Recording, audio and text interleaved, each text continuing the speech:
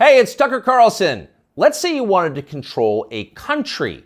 How would you start? Well, you'd want to make sure you had the complete obedience of everybody inside your borders who was authorized to use deadly force. You would start with the military and then federal law enforcement, then move your way down ultimately to agencies like the IRS. Controlling the guns would be a top priority for you if you ever wanted to go dictatorial, if you wanted to be baby doc.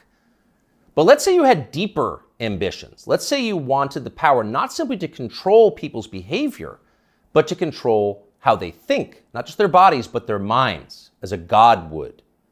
In that case, you need to take charge of the society's taboos. A taboo is something that by popular consensus is not allowed. A taboo may not be illegal, but it doesn't need to be. Over time, social prohibitions are more powerful and more enduring than laws. Societies are defined by what they will not permit, as are famously religions. Muslims don't eat pork, neither do Orthodox Jews.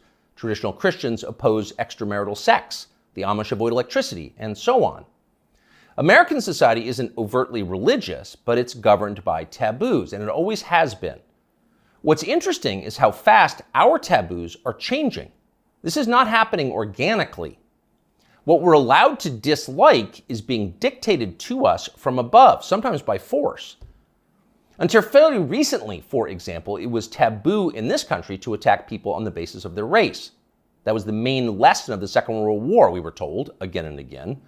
The one thing we learned from the Nazis is that it's dangerous to reduce human beings to their genetic code. There is no master race. That made sense, but apparently we no longer believe it. Punishing people based on their skin color is not only permitted in modern America, it is mandatory throughout business and government and higher education, as long as the victims are white. At one time, that would have been unimaginable. So with the current behavior of our politicians.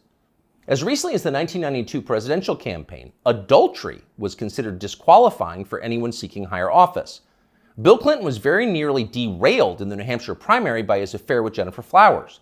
Clinton went to elaborate lengths to lie about the relationship because he had no choice. But he was the last presidential candidate who had to meet this standard.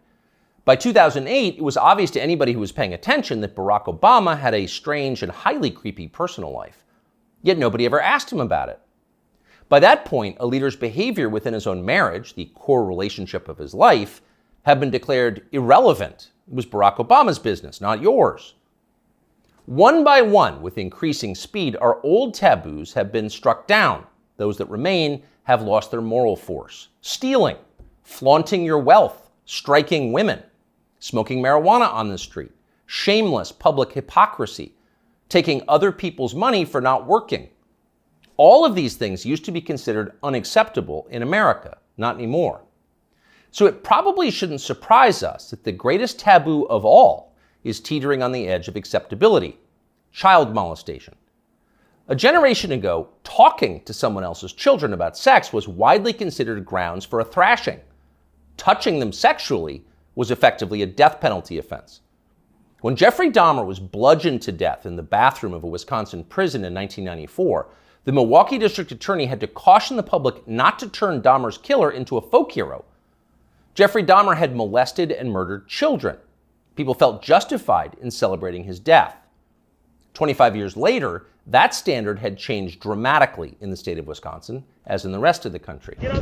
In the summer of 2020, during the BLM riots in Kenosha, 17-year-old Kyle Rittenhouse defended his life from a convicted child molester called Joseph Rosenbaum. Rosenbaum was trying to kill Rittenhouse, so Rittenhouse shot him in self-defense. But it was Joseph Rosenbaum whom the media cast as the victim of the story. Kyle Rittenhouse, meanwhile, an underage boy fending off violence from a child molester, was denounced as the villain. Ultimately, he was indicted for murder. One of the things that this tells us is the people who run our country no longer see child molesters as the worst among us.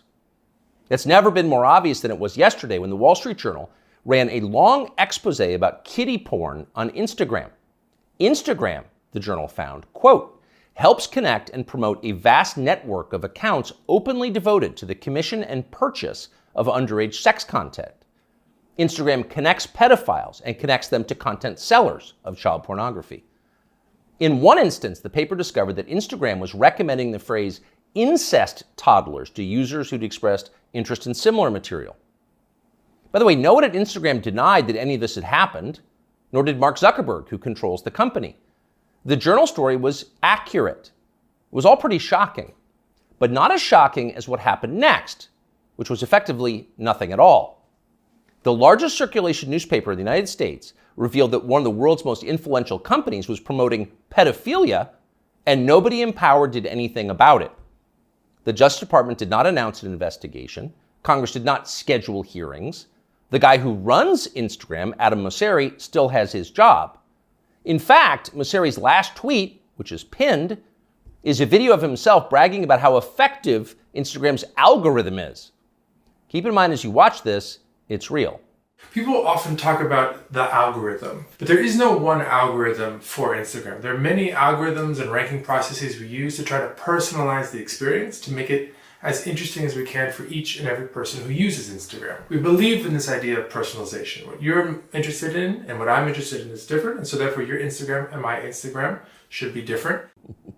What you're interested in and what I'm interested in is different, Mosseri explains patiently, so your Instagram feed will be different from mine. You're interested in children, that's why you're getting all the incest toddler posts. It's a highly personalized experience. That tweet is still up tonight. Of course, everybody at Instagram, in fact, everyone everywhere in authority, will still claim to think that child molestation is bad, but the tone has changed unmistakably. When they say it's bad, they mean it in a kind of abstract way. Bad like a civil war in Central Africa is bad. You wouldn't prefer it, but there are reasons it happens. That's why we now refer to pedophiles as minor attracted persons, because honestly, who can judge? These people are a sexual minority, so pause before you attack them. And in any case, it's not like pedophiles are barging into the Capitol building to sit in Nancy Pelosi's chair or asking uncomfortable questions about the last election. For miscreants like that, no punishment is too harsh. So far this month, the FBI's Washington field office has issued 11 press releases. 10 out of 11 have been about January 6th. Keep in mind that January 6th happened more than 2.5 years ago. Now you know why the feds were ignoring kid touchers on Instagram. They're too busy to respond. They've got much more important things to do, like finding white supremacists. White supremacists are America's new child molesters. We've got zero tolerance for white supremacists because no one threatens the life of this country more than they do. Here's Joe Biden once again making that very clear last month. To stand up against the poison of white supremacy, as I did my inaugural address, to single out as the most dangerous terrorist threat to our homeland is white supremacy.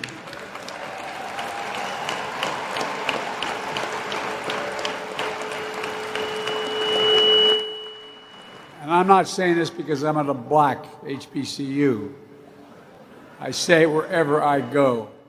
Pardon the feedback, but you heard the point. White supremacy is the most dangerous threat to the American homeland. Joe Biden just told us that. It's more dangerous than the threat of nuclear war with Russia. It's more dangerous than the threat of the Mexican drug cartels, who've already killed hundreds of thousands of Americans and are now in control of swaths of our southwestern states.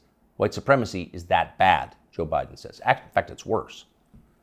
But what is it? That's the question. Can anyone in authority actually define white supremacy? What is it? Is white supremacy liking white people too much? If so, that's going to put those of us with white children in a pretty tough spot. Or is white supremacy something much more obviously bad, like trying to expel all non-whites from America and creating some kind of ethno-state? If that's Joe Biden's definition, what exactly is the scope of this threat? How many people are currently working on this American white ethno-state project? And what are the chances they're going to pull it off? Our guess is not very many and precisely zero. But we can't say for sure because no one has showed us the numbers. These are not rhetorical questions. When the President of the United States describes something as the worst possible crime Americans can commit, you have a right to know what that crime is. You used to have that right. Under our pre-revolutionary legal code before George Floyd, questions like these were easy to answer. A crime was defined as something that an elected legislature had explicitly banned, usually an act that hurt somebody else. In America, crimes were described precisely, with words in English and then preserved in books, which you could read yourself. If you ever wondered whether you were committing a crime, you could just look it up. You could know for sure whether you were a criminal. Now you can't. And needless to say, that's the point. The point of the exercise is to keep you off balance, to keep you afraid.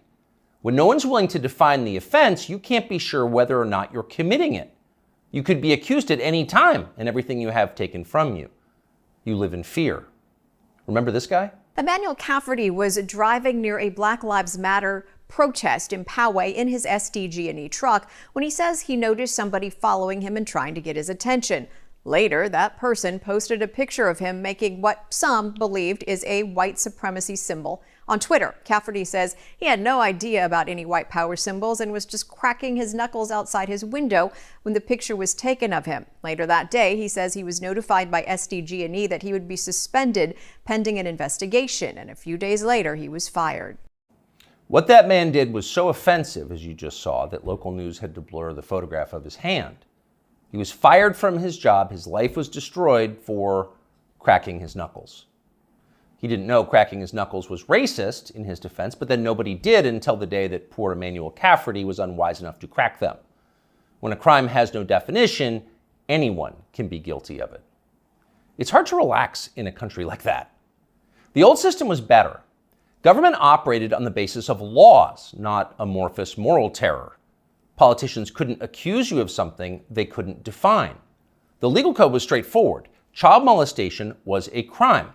Having unfashionable opinions was not. Outside of the public sphere, the population mostly governed itself, as it does in every society, and used taboos to do it. You knew what was allowed and what wasn't because the rules didn't change very often. The taboos were organic. They derived from collective experience and instinct, the two most reliable guides to life. They evolved for a reason. They still do. Our job at this point is to protect them, despite the hectoring, the nonstop hectoring from the people in charge. You know the outlines of right and wrong. You're born knowing them. So don't let them talk you out of what you can smell. Don't let them rationalize away your intuitive moral sense. Cling to your taboos like your life depends on them, because it does. Cherish and protect them like family heirlooms. That's exactly what they are. Younger people say the news is full of lies. In Kennedy's motorcade. 239 people. The death of Jeffrey Epstein.